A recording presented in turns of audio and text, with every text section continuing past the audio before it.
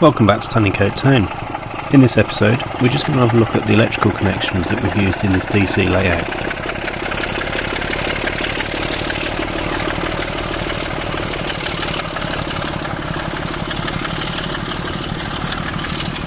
Now, I only have two analog DC controllers for this layout, so in order to divert power into the inner loop from the outer loop, I have to use a mechanical switch to divert the power from the outer to the inner loops.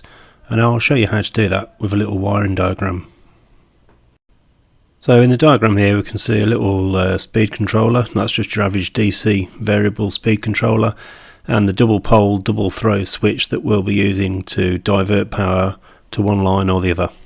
If you imagine these 6 dots here on the back of the switch are the terminals on the switch that you would use, you'll see that what we've done is wired the voltage from the controller to the 2 center terminals, and then the voltage out to one line from the other pair and to the branch line from the final pair.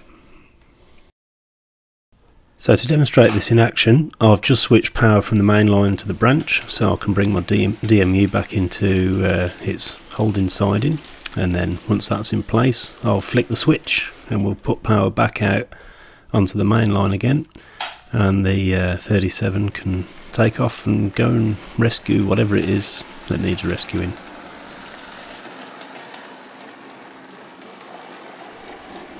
So these are my 2 controllers and the switches that I use on my layout, and this switch here is the one that I use to divert power from the main line to the branch. So when you actuate the switch, all you do really is switch power from one line to the other in a mechanical sense.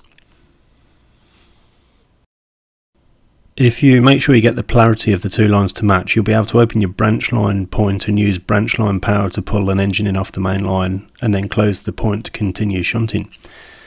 If you're not sure about your polarities and your wiring, you can get this great little tool, I think it's a Bachmann item, to test polarity and voltage. Make sure your wiring's working before you ruin a loco. Another thing I've done is cut these rails about here and here in my long siding for the engine shed, so I can store 4 locos. That allows me to isolate the end of the sidings. I can reattach power connections here and here to allow me to reactivate those lines to get the locos in and out, assuming there's nothing in the way. And the way I do that is by taking power from this joint in the rail here using wired fish plates and this connection here. I take the power off to the other 2 switches that are on my little control panel so that I can isolate these 2 rails and store more locomotives.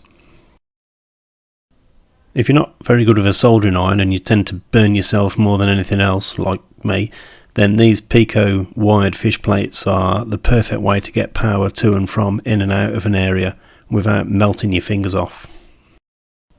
So I just use these 2 little switches here to isolate power to the engine shed to allow me to store those locos. If you're starting a new layout or starting from scratch, you can try butting your tracks without fish plates to make it look really neat, but I couldn't do that, so I unfortunately had to cut my tracks with a hacksaw. So to isolate a rail, you only need a double pole single throw switch this time, which is essentially just an open and close of both of those rail circuits. With the switch closed, you have power to the end of the siding, and you can pull a loco all the way up over the gap in the rail to the end. Then you open the switch, that cuts power to the extension, and you can use the rest of the siding as normal.